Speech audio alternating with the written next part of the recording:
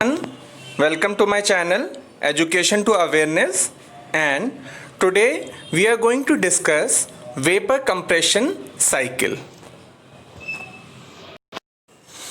Now, the vapor compression cycle is a process used to extract heat from a box or a room that underlies most refrigeration and air conditioning. It consists of four separate stages, that are the four major stages of the cycle, and they are as follows: vaporization or evaporation, compression, condensation, and expansion or throttling process. Now, the vaporization or the evaporation is responsible for the cooling that occurs in the refrigeration cycle.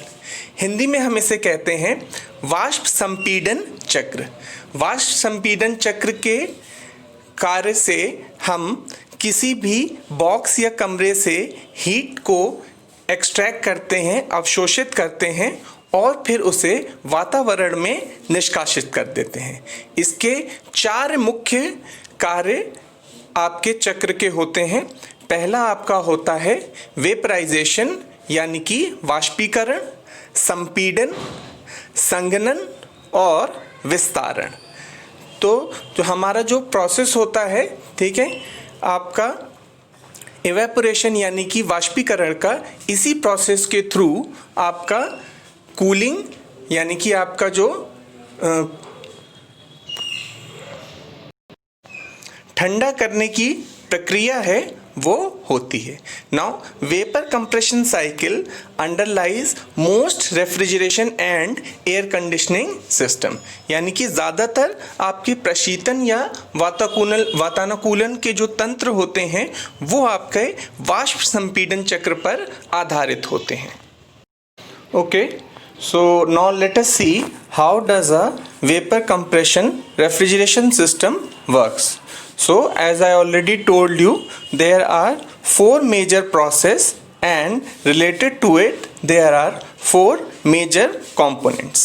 Now the first one is compressor, where the compression process occurs. Second is condenser, where the condensation process occurs. Third one is the expansion valve, where the reduction in pressure occur, and the fourth part is the evaporator, where the evaporation process occur and the actual cooling process occurs. Okay, so now what happens, the low pressure, low temperature saturated vapor from the evaporator is received to the compressor. Now the function of the compressor is to convert the low pressure, low temperature saturated vapor into high pressure, high temperature superheated vapor. Now the compressor takes the low pressure, low temperature refrigerant from the evaporator and compresses it so that the final output is high pressure and high temperature superheated vapor. Now the work done also is provided during this process. Now next, what happens when the high pressure, high temperature saturated superheated vapor goes into the condenser, it is condensed from vapor to liquid. Okay, now the refrigerant received from the compressor is superheated vapor. Now this superheated vapor is condensed into liquid and heat is rejected during the process. Now this heat is rejected to the atmosphere. Okay, after that, now the high pressure, okay, and high temperature, the saturated liquid. Okay, so after this, so what was the initial stage of the refrigerant when it entered the condenser? The initial stage was high pressure and high temperature superheated vapor. Okay, so in case of condenser, since the condensation process is occurring, there will be no change in the temperature. So basically now it is converted into high pressure, high temperature saturated liquid. Okay, so now this high pressure, high temperature saturated liquid will go in the expansion valve for reduction in pressure and also in temperature. Now this saturated liquid enters the expansion valve where the reduction in pressure occurs and reduction in temperature also occurs. ठीक है, after that the final condition of the refrigerant is liquid plus vapor. As during the expansion process the sum of the liquid is converted into vapor, so the final result is liquid plus vapor. And finally this liquid plus vapor goes into the evaporator. In the evaporator the remaining liquid which has still not been converted into vapor is evaporated, and during this evaporation the required amount of heat is absorbed by the evaporator, or you can say by the refrigerant in the evaporator, therefore providing the cooling effect in the box or room where the refrigeration is required. So as you can see, the main function of the compressor is to provide the external work done.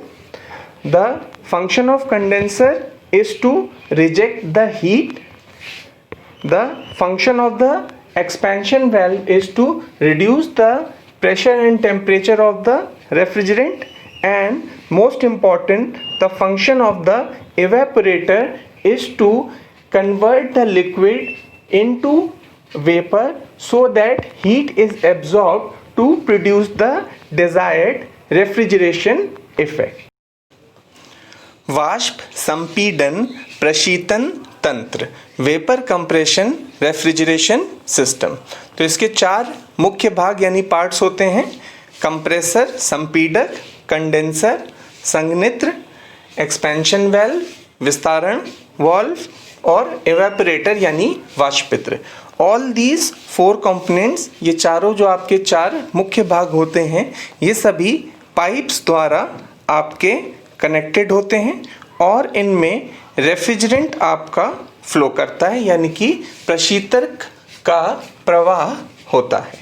ठीक है, तो अब अगर हम start करें अगर compressor से, तो हमारा कंप्रेसर में जो पहला प्रोसेस होता है वो कंप्रेशन यानी कि संपीड़न का होता है। कंप्रेसर में जो हमें प्रशीतक मिल रहा है वो आपका सैचुरेटेड वेपर यानी कि संतृप्त वाष्प की कंडीशन में है। अब ये सैचुरेटेड वेपर हमें मिला है एवेपोरेटर से, जहाँ पर इसने क्या किया है, ऊष्मा को अवशोषित किया है यानी कि हीट को एब्जॉर्ब किया है। तो हीट एब्जॉर्प्शन का यानी कि ऊष्मा अवशोषण का जो प्रोसेस है वो हो चुका है। तो इसके बाद अब जो अवशोषित ऊष्मा है उसे हमें क्या करना है, रिजेक्ट करना है। ठीक है, मगर अभी ये जो सैचुरेटेड वेपर होता है इसकी जो एनर्जी लेवल इतना नहीं होता है कि ये जो अमाउंट ऑफ हीट यहाँ से एब्जॉर्ब किया है उसको क्या कर सके, आपका रिजेक्ट कर सके। यानी कि जितनी ऊष्मा ये आपका एवेपोरेटर में क्या करता है, एब्जॉर्ब करता है, उतनी ऊष्मा आपकी सफिशिएंट नहीं होती है जिससे वो वातावरण में क्या हो सके, आपकी निष्कासित हो सके या रिजेक्ट हो सके। तो अब यहाँ पे काम आता है कंप्रेसर का, जो इसमें वर्क के फॉर्म में एनर्जी को क्या करता है, आपका ऐड करता है।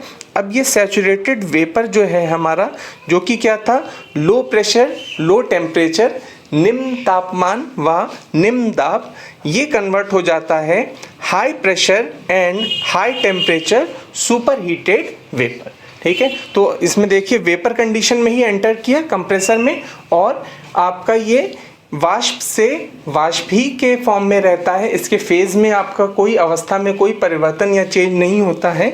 लेकिन अब ये कन्वर्ट हो जाता है आपका high pressure high temperature super heated vapour, और इसमें वर्क के फॉर्म में एनर्जी ऐड हो जाती है, ताकि अब इसकी एनर्जी इतनी हो जाए कि वो वातावरण में यानी कि एटमॉस्फेयर में रिजेक्ट करी जा सके। ठीक है, तो अब देखिए क्या होता है इसके बाद फाइनली कि आपका जो हाई प्रेशर हाई टेम्परेचर, ठीक है, सुपर हीटेड वेपर है जो कि हमें कंप्रेसर से मिला, अब ये कहाँ जाएगा, हमारे कंडेंसर में। ठीक है, अब कंडेंसर का काम क्या होता है, हीट को क्या करना, रिजेक्ट करना। जो हीट यहाँ पे रिजेक्ट होती है वो लेटेंट हीट यानी कि गुप्त ऊष्मा के फॉर्म में हीट रिजेक्ट होती है। ठीक है, तो अब क्या होता है देखिए, जब ये high pressure high temperature super heated vapour यहाँ पे जाएगा, तो क्योंकि यहाँ पे कंडेंसेशन का प्रोसेस अकर कर रहा है, इस वजह से तो आपका जो प्रशीतक है उसके फेज में यानी कि अवस्था में कोई परिवर्तन नहीं होगा। ठीक है, तो ये देखिए high temperature high pressure super heated vapour condenser में एंटर करेगा। ठीक है, यहाँ से इसके थ्रू एटमॉस्फेयर में हीट, आपकी जो लेटेंट हीट यानी गुप्त ऊष्मा के फॉर्म में रिजेक्ट होगी, और फिर ये आपका high pressure high temperature saturated liquid, ठीक है, तो यहाँ से देख सकते हैं ये आपका सैचुरेटेड लिक्विड में कन्वर्ट हो जाएगा। टेम्परेचर और प्रेशर में आपका चेंज नहीं हुआ, क्योंकि जो हीट इसने रिजेक्ट करी थी, है ना, निष्कासित करी थी, वो आपकी थी गुप्त ऊष्मा यानी कि लेटेंट हीट। ठीक है, मगर हमारा एक जो पर्पस था कि हीट जो हमारी यहाँ पे एवेपोरेटर में एब्जॉर्ब हुई थी, वो हीट अब, है ना, हमने कंडेंसर के आपका थ्रू रिजेक्ट कर दी, है ना, कंप्रेसर के थ्रू वर्क को क्या करके आपका ऐड करके। ठीक है, अब देखिए क्या होगा नेक्स्ट, आपका ये जो सैचुरेटेड लिक्विड है, ठीक है, यानी कि संतृप्त आपका द्रव, ये संतृप्त द्रव अब जाएगा वापस आपका किसमें, एक्सपेंशन वाल्व में, यानी कि आपका विस्तारण वाल्व में। तो अब जब ये एक्सपेंशन वाल्व में जाना है, ठीक है, तो अब क्योंकि अब क्या होगा कि फिर से वापस से इसको क्या जांच करना है, एवापोरेटर में जाना है, जहाँ पे इसका प्रेशर टेम्परेचर आपका क्या होना चाहिए, लो होना चाहिए, ताकि वो हीट को वापस से क्या कर सके, एब्जॉर्ब कर सके। ठीक है, कंडेंसर में आपका क्या होता है, हीट रिजेक्ट होती है। ठीक है, मगर अभी इतनी हीट रिजेक्ट नहीं हुई है कि ये वापस से जो आपका एवापोरेटर में एनर्जी को क्या कर सके, आपका एब्जॉर्ब कर सके। तो वापस से एवेपोरेटर के लेवल पे लाने के लिए हम क्या करते हैं कि यहाँ पर आपका यूज़ करते हैं हमारा एक्सपेंशन वाल्व। ठीक है, थ्रॉटलिंग प्रोसेस भी हम इसको कहते हैं।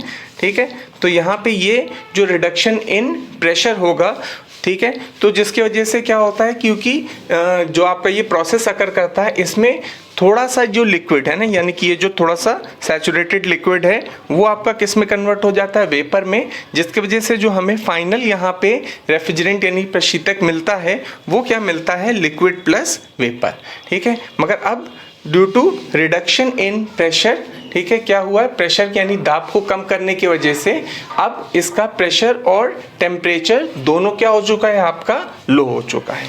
ठीक है, अब जब ये low pressure low temperature liquid plus vapour कहाँ पे एंटर करेगा, एवेपोरेटर में एंटर करेगा, जहाँ पे जो रिमेनिंग लिक्विड है, यानी कि जैसे जनरली अगर हम बात करें लिक्विड प्लस आपका वेपर है, तो वेपर की क्वांटिटी इसमें अराउंड कह सकते हैं 10 to 20% मैक्सिमम होती है। तो अब रिमेनिंग 80 to 90% लिक्विड जो है वो आपका क्या करेगा, एवेपोरेटर में जाके आपका लिक्विड से वेपर में यानी कि द्रव से वाष्प में परिवर्तित होगा। अब जब ये लिक्विड से क्या करेगा, वेपर में आपका कन्वर्ट होगा, तो ये हीट को क्या करेगा, आपका एब्जॉर्ब करेगा। ठीक है, तो देख सकते हैं एक फैन भी हम लोग यहाँ पे यूज करते हैं। ठीक है, ताकि आपकी जो हीट एब्जॉर्ब हो रही है, ठीक है, उसकी जो रेट है उसको क्या किया जा सके, इंक्रीज किया जा सके। सिमिलरली अगर हम यहाँ पे चाहें तो कंडेंसर में भी एक फैन यूज कर सकते हैं, जिससे हमारी जो ऊष्मा निष्कासित हो रही है यानी कि हीट रिजेक्ट हो रही है, उसका भी जो रेट है उसको क्या किया जा सके, आपका इंक्रीज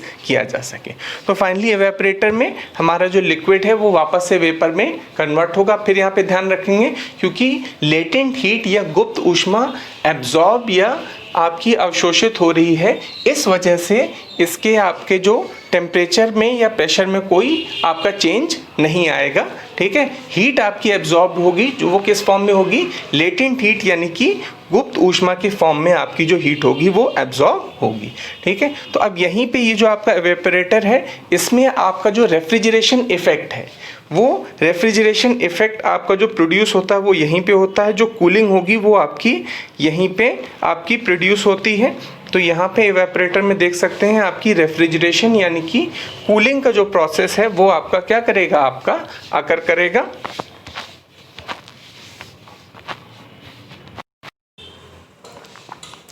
तो चलिए एक बार हम इसे रिवाइज कर लेते हैं, ठीक है।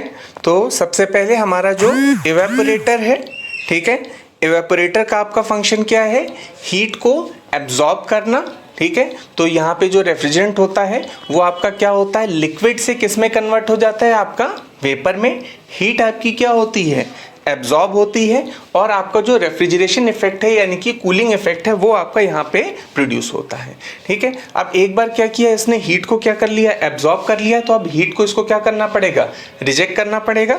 अब यहाँ पे जो फंक्शन है वो किसका आ जाता है, कंप्रेसर का, ठीक है, क्योंकि जो हीट एब्जॉर्ब होती है वो इतनी नहीं होती है कि वो एटमॉस्फेयर में क्या हो सके, आपकी रिजेक्ट हो सके। तो कंप्रेसर क्या करता है, उसमें एडिशनल एनर्जी आपका क्या करता है, ऐड करता है, ताकि वो हीट फिर जाके क्या कर सके, आपकी एटमॉस्फेयर में रिजेक्ट हो सके। तो यहीं पे हमें इसको क्या करना पड़ता है, आपका वर्क देना पड़ता है, ठीक है। तो यहाँ पे ये जो हम इसको वर्क आपका देते हैं उसकी हेल्प से ये फिर क्या करता है, आगे एनर्जी को आपका रिजेक्ट करता है, ठीक है। तो एक बार जब कंप्रेसर ने इसमें क्या कर दिया, वर्क आपका ऐड कर दिया है, अब इसकी एनर्जी इतनी हो गई है कि कंडेंसर में फिर ये एनर्जी क्या होती है, आपकी रिजेक्ट होती है, ठीक है। तो अब ये जो एनर्जी रिजेक्ट होती है तो इसमें क्या होता है, वापस से आपका ये जो आपका वाष्प था यानी गैस था, ठीक है, ये किस में कन्वर्ट हो जाता है, आपका लिक्विड में, ठीक है। अब ये जो लिक्विड होता है फिर इसको हमें वापस से क्या करना है, लो प्रेशर लो टेम्परेचर करना है, ठीक है। वापस से लो प्रेशर लो टेम्परेचर तक करना है ताकि ये इवेपोरेटर में हीट को जाके क्या कर सके, एब्जॉर्ब कर सके, ठीक है। तो अब यहाँ पे देखिए फंक्शन आ जाता है आपका एक्सपेंशन वाल्व का, ठीक है, जो आपका क्या करता है, रिडक्शन इन प्रेशर करता है ताकि वापस से आपकी हीट क्या हो सके, एब्जॉर्ब हो सके इवेपोरेटर में जाके। ये था आज का वीडियो। अगर आपको आज का वीडियो अच्छा लगा हो तो वीडियो को लाइक ज़रूर करें, और अगर अभी तक आपने चैनल को सब्सक्राइब नहीं किया है तो चैनल को ज़रूर से सब्सक्राइब कर लें, और सब्सक्राइब करने के बाद जो बेल आइकन आएगा उस बेल आइकन को प्रेस कर दें ताकि जो फ्यूचर में वीडियो के नोटिफिकेशंस हैं वो आपको टाइमली मिलते रहें। Thank you.